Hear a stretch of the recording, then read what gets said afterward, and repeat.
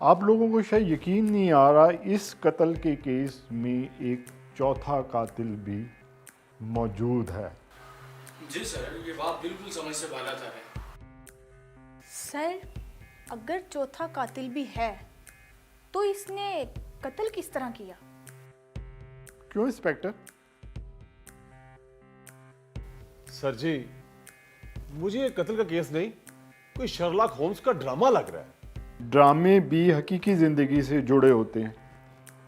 आओ मैं बताता हूँ कि ये चौथा कत्ल हुआ कैसे।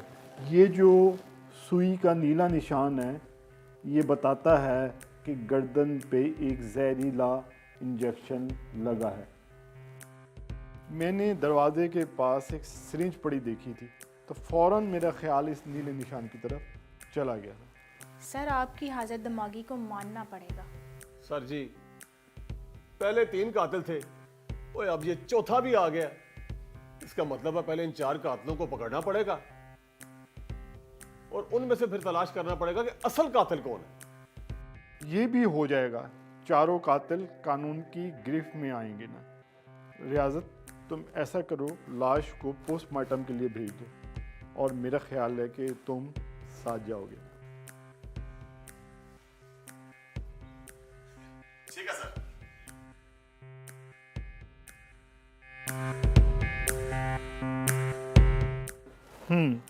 मेरा ख्याल है लान की तरफ से जो भी आया है चलता हुआ, उसके जूते लाजमी मिट्टी से भरे होंगे। यस सर, जूते के निशान यही कह रहे हैं। तो फिर ऐसा करें कि लान में और लान से बाहर इन जूतों के निशानात को तलाश करें। Yes sir. एक मिनट कायनात, यस सर। मेरा ख्याल है अली को साथ लेते जाएं, ये मुनासिब होगा। जी सर।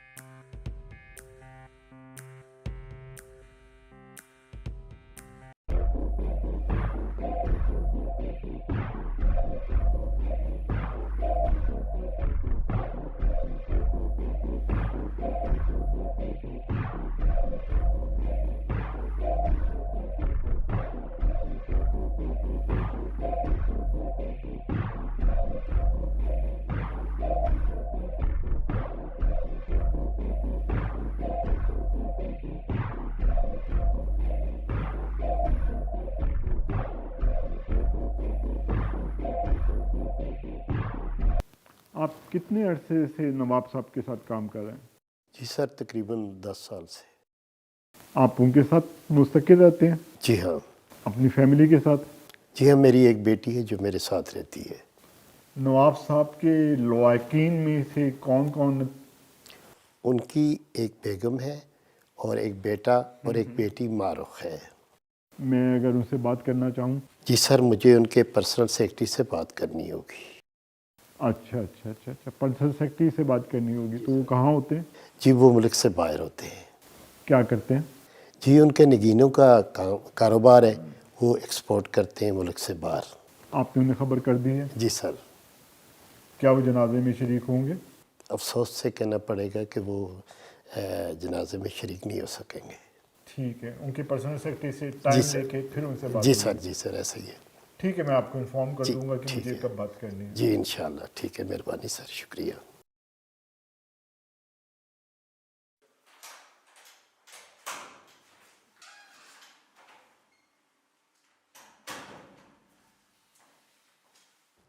अस्सलाम वालेकुम इंस्पेक्टर साहब, सदा सलामत रहे। वालेकुम सलाम, खैरियत है? जी जनाब, हुक्म हाकम मर्गे मफाजात। ये कौन से ज़माने की उर्दू बोल रहे हो? क्या कहना चाह रहे हो? इसका मतलब है हाकम के हुक्म के सामने सर झुकाना ही पड़ता है। अच्छा, तो फिर? तो फिर चीफ साहब ने आपके लिए ऑर्डर भेजा है कि आपकी पुलिस एम्बुलेंस के साथ साथ ही रहेगी जिसमें नवाब अकबर की लाश को ले जाया जा रहा है। ओए आखिर अब इसकी क्या जरूरत पड़ गई उन्हें? ओ बुजुर्गो, कोसने वाले लहजे में बात ना करो, इसमें भी आपका ही भला है। ओए सबसे पहले ये बात मुझे बता, तुझे मैं कहाँ से बुजुर्ग लगता हूँ? और दूसरी बात, मेरा क्या भला है इसमें? मुर्दों के साथ रहने की ना आदत डाल लें ताकि आपको मौत याद रहे। ओए ओ तेरे मुर्दे की ऐसी की तैसी है। इंस्पेक्टर साहब, याद रखना आपके साथ भी मुर्दा ही होगा, और कहीं ऐसा ना हो कि आपसे नाराज़ होकर वो आपको साथ ही घसीटता हुआ ले जाए। मुझे लगता है तुझे उस मुर्दे पे ना बड़ा प्यार आ रहा है। ओए मेरा रात जाग जाग के पहले ही बुरा हाल हो चुका है। ओए तुम लोगों का अल्लाह ही बेड़ा गर्क करे। हाय इंस्पेक्टर साहब, तुझे देख के ना मुझे वो 6 बच्चों की माँ याद आ जाती है जो सारा दिन अपने बच्चों को कोसती रहती है। खैर, चीफ साहब ने ना तुम्हारे लिए ख़ास चीज़ का ऑर्डर दिया है। अब वो क्या चीज़ है जी? वो ख़ास चीज़ है, आपके लिए लोहे की कब्र का ऑर्डर दिया है ताकि नवाब अकबर के साथ आपको भी दफन कर दिया जाए। और लोहे की कब्र इसलिए क्योंकि आप जैसे जो मुर्दे होते हैं ना, वो कब्र फाड़ के भी बाहर आ जाते हैं। ओए, अब बकवास बंद कर और निकल जा यहाँ से। पहले ही मेरा दिमाग खराब हो चुका है और तुम लोगों ने ना मेरा जीना हराम कर दिया। मर्जी ਤੁਹਾਡੀ इंस्पेक्टर साहब। खैर मैं चलता हूँ। जाओ यहाँ से, जाओ।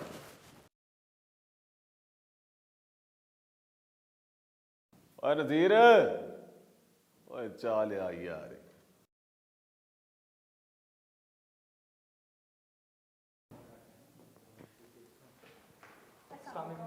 वालेकुम अस्सलाम, बैठो बैठो।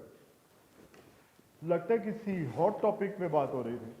जी सर, जॉडी टीम की गिरफ्त में आ गया है, बस इसी मौजू पर बात हो रही थी। आपके आने से पहले मुझे खबर मिल गई थी ना। वैसे सर आपस की बात है, बड़ी ही कुत्ती चीज़ है। हमने बहुत कोशिश की मुंह खुलवाने की, लेकिन सर आपने इसका मुंह कैसे खुलवाया? दरअसल मैं उसकी हिस्ट्री जानता था, मुझे मालूम था कि उसकी ज़ुबान किस तरह खुलवाई जा सकती। सर ये सारा क्रेडिट तो आपको ही जाता है, हमारे सामने तो वो बुत बन गया था। बात दरअसल ये है कि अगर आपको तरीका मालूम हो कि पत्थरों को किस तरह डिकोड किया जाता है तो बुद्ध भी बोलने लगते हैं ना।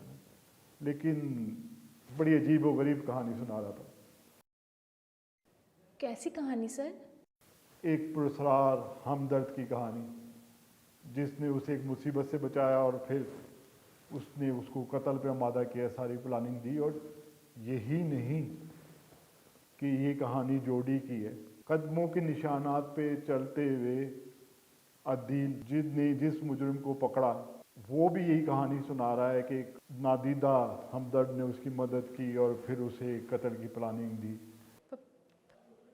हैरत अंगेज।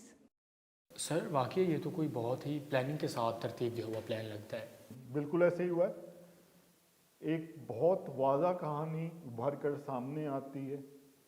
एक पुरस्कार हमदर्द की कहानी सामने आती है कि जिसने 3 बड़े क्रिमिनल्स को, जो कि खुद बहुत ख़तरनाक मुजरिम थे, उनको किसी मुसीबत में मुब्तला किया, फिर उस मुसीबत से रिहाई दिलवाई और उन लोगों को ज़हनी तौर पर ये यकीन दिला दिया कि उनकी मुसीबत का ज़िम्मेदार नवाब अकबर है और उन्हें अपने दुश्मन से हर हाल में बदला लेना है। और उन्होंने बदला लिया और अपने अपने तरीके से नवाब अकबर को कत्ल करते चले गए। सर जिस तरह आप बता रहे हैं वाकई ये तो कोई बहुत ही हैरत अंगेज सी फिल्मी सी कहानी लग रही है।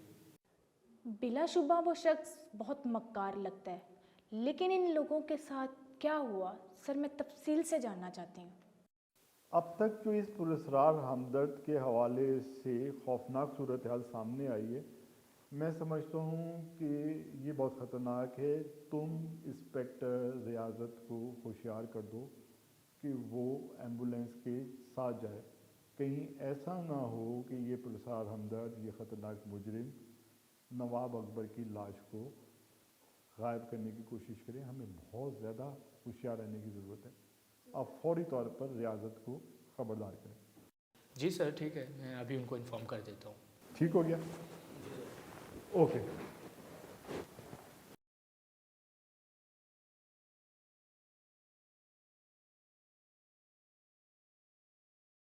अरे, आप तो अभी तक यहाँ ठहरे हैं?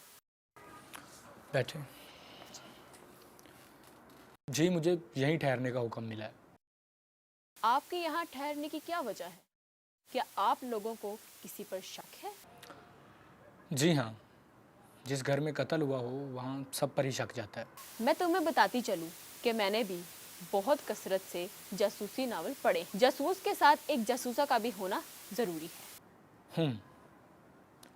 मुझे तुम्हारा ये जासूसा वाला आइडिया अच्छा लगा। मैं तुमसे इस घर के बारे में कुछ सवालात पूछना चाहता हूँ। पूछें, क्या पूछना चाहते हैं?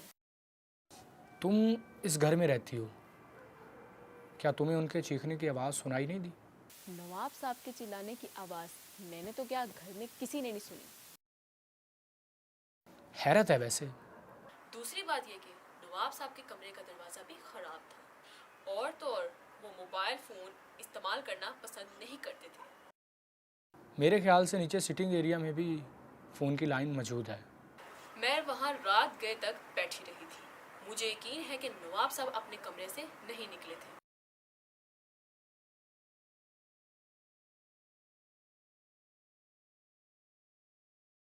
अच्छा, तो ये बताओ, नवाब साहब की फैमिली कहाँ रहती है?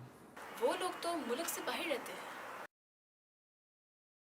तो उनके कितने बच्चे हैं? जी, उनके बेगम के अलावा एक लड़का और एक लड़की भी है। वो सब बाहर रहते हैं।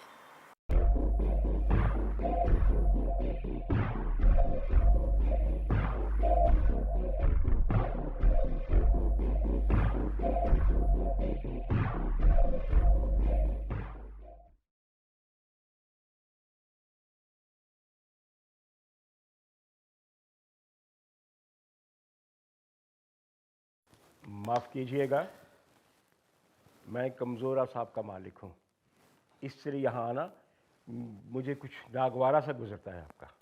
बेफिक्र हो जाएं, मैं आपको एक ऐसा तेज़ बेहदफ नुस्खा बताऊंगा जिसके इस्तेमाल से आपकी क़ुव्वत बर्दाश्त में बेपनाह इजाफ़ा होगा, और इस दवाई के इस्तेमाल से बहुत से नाजुक लोग ढीठ पड़ गए हैं। मुझे इस तरह का मजाक पसंद नहीं है। वैसे आप हैं कौन और कैसे आई यहाँ आप? मैं CID से हूँ, और नवाब साहब के कत्ल के बारे में आपसे कुछ इन्वेस्टिगेशन करनी है। अच्छा, तो ऐसा है कि आप तफ्तीश के लिए आए हैं? तो आप ऐसा है कि अब घर वालों से पूछ लें आप, जिस वक्त कत्ल हुआ मैं तो ऊपर था। क्या बात थी उनकी? जब भी देखते थे तो नशीली आंखों से देखते थे, और जब भी बैठते थे तो शायराना नफासत से, लेकिन जब किसी पे वार करते थे ना तो चीते जैसी फुर्ती थी उनकी, और मुझे उनकी ये अदाएं बहुत पसंद थी, और ख़ास तौर पर उनकी गर्दन के ऊपर वो लंबे बाल। क्या बात है। हाँ, हम लोग अक्सर खाना इकट्ठे खाया करते थे। क्या बात है, फिर तो आपकी किसी हड्डी की वजह से लड़ाई भी हो जाया करती थी, और वो आपको गुस्से में आकर या तो फिर दांत मारते होंगे या फिर पंजा, ऐसे ना? वाह, ये नवाब साहब पंजा कहाँ से मारेंगे मुझे? आप नवाब साहब की बात कर रहे हैं, मैं तो उनके कुत्ते की बात कर रहा हूँ। अब अच्छा ये बताएं कि आपकी उनसे कब से मुलाकात थी? हाँ,